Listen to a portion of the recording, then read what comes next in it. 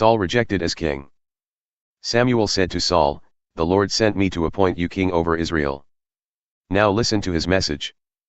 This is what the Lord of heaven's armies says: the Israelites came out of Egypt, but the Amalekites tried to stop them from going to Canaan. I saw what they did.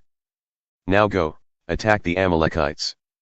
Destroy everything that belongs to them as an offering to the Lord. Don't let anything live. Put to death men and women, children, and small babies. Kill the cattle and sheep, camels, and donkeys." So Saul called the army together at Telaim. There were 200,000 soldiers and 10,000 men from Judah. Then Saul went to the city of Amalek and set up an ambush in the ravine. He said to the Kenites, "Go away. Leave the Amalekites so that I won't destroy you with them. You showed kindness to the Israelites when they came out of Egypt." So the Kenites moved away from the Amalekites. Then Saul defeated the Amalekites. He fought them all the way from Havilah to Shur, at the border of Egypt. He took Agag king of the Amalekites alive. But he killed all of Agag's army with the sword. But Saul and the army let Agag live. They also let the best sheep, fat cattle, and lambs live. They let every good animal live. They did not want to destroy them. But when they found an animal that was weak or useless, they killed it. Then the Lord spoke his word to Samuel, "Saul has stopped following me. And I am sorry I made him king. He has not obeyed my commands." Samuel was upset, and he cried out to the Lord all night long. Early the next morning Samuel got up and went to meet Saul. But the people told Samuel, "Saul has gone to Carmel.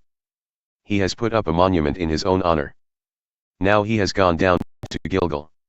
Then Samuel came to Saul. And Saul said, "May the Lord bless you. I have obeyed the Lord's commands." But Samuel said, "Then why do I hear cattle mooing and sheep bleating?"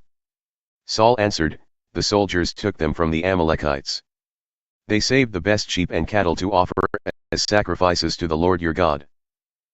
But we destroyed all the other animals."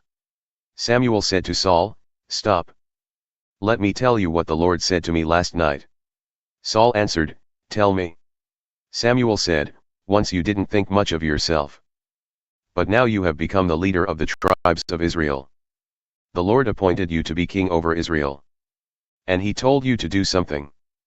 He said, 'Go and destroy those evil people, the Amalekites. Make war on them until all of them are dead.' Why didn't you obey the Lord? Why did you take the best things? Why did you do what the Lord said was wrong?" Saul said, "But I did obey the Lord. I did what the Lord told me to do. I destroyed all the Amalekites. And I brought back Agag their king. The soldiers took the best sheep and cattle to sacrifice to the Lord your God at Gilgal." But Samuel answered, "What pleases the Lord more, burnt offerings and sacrifices or obedience? It is better to obey God than to offer a sacrifice. It is better to listen to God than to offer the fat of male sheep. Refusing to obey is as bad as the sin of sorcery. Being stubborn is as bad as the sin of worshipping idols. You have rejected the Lord's command. For this reason, he now rejects you as king." Then Saul said to Samuel, "I have sinned. I didn't obey the Lord's commands. I didn't do what you told me. I was afraid of the people, and I did what they said. Now I beg you, forgive my sin. Come back with me so I may worship the Lord." But Samuel said to Saul, "I won't go back with you. You refused the Lord's command. And now he rejects you as king of Israel." As Samuel turned to leave, Saul caught his robe, and it tore. Samuel said to him, "The Lord has torn the kingdom of Israel from you today. He has given it to one of your neighbors. He has given it to one better than you. The Lord is the Eternal One of Israel. He does not lie or change his mind. He is not a man, so he does not change his mind as men do." Saul answered, "I have sinned. But please honor me in front of my people's elders. Please honor me in front of the Israelites. Come back with me so that I may worship the Lord your God." So Samuel went back with Saul, and Saul worshipped the Lord. Then Samuel said, "Bring me Agag king of the Amalekites." Agag came to Samuel in chains. Yet Agag thought, "Surely the threat of death has passed." Samuel said to him, "Your sword caused mothers to be without their children. Now your mother will have no children. And Samuel cut Agag to pieces before the Lord at Gilgal. Then Samuel left and went to Ramah. But Saul went up to his home in Gibeah. And Samuel never saw Saul again all the rest of his life. But he was sorry for Saul. And the Lord was very sorry he had made Saul king of Israel. Samuel goes to Bethlehem. The Lord said to Samuel, "How long will you continue to feel sorry for Saul? I have rejected him as king of Israel. Fill your container with olive oil and go. I am sending you to Jesse who lives in Bethlehem. I have chosen one of his sons to be king." But Samuel said, "If I go, Saul will hear the news. And he will try to kill me." The Lord said, "Take a young calf with you. Say, I have come to offer a sacrifice to the Lord. Invite Jesse to the sacrifice. Then I will show you what to do. You must appoint the one I show you." Samuel did what the Lord told him to do. When he arrived at Bethlehem, the elders of Bethlehem shook with fear. They met him and asked, "Are you coming in peace?" Samuel answered, "Yes, I come in peace. I have come to make a sacrifice to the Lord.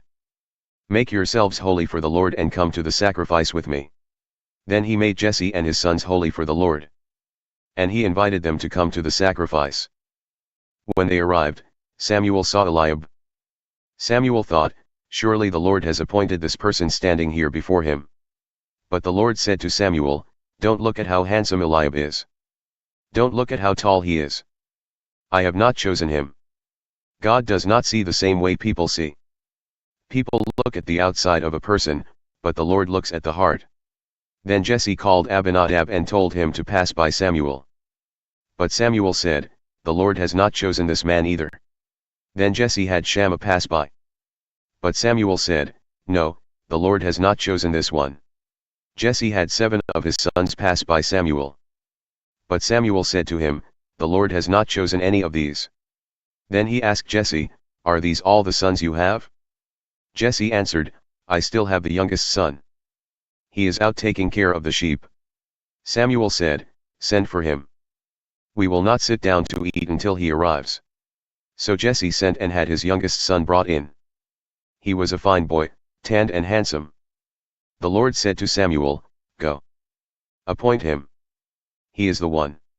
So Samuel took the container of olive oil. Then he poured oil on Jesse's youngest son to appoint him in front of his brothers. From that day on, the Lord's Spirit entered David with power. Samuel then went back to Ramah. David served Saul. But the Lord's Spirit had gone out of Saul. And an evil spirit from the Lord troubled him. Saul's servants said to him, "See, an evil spirit from God is troubling you. Give us the command. We will look for someone who can play the harp. When the evil spirit from the Lord enters you, he will play.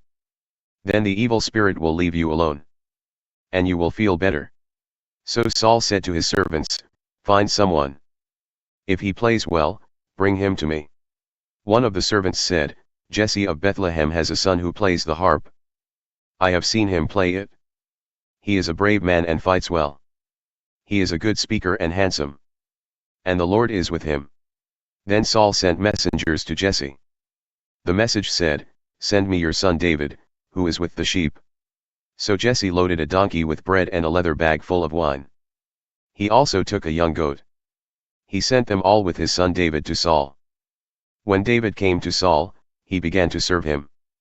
Saul loved David very much. And David became the officer who carried Saul's armor. Saul sent a message to Jesse. He said, "Let David stay and serve me. I like him." When the evil spirit from God entered Saul, David would take his harp and play. Then the evil spirit would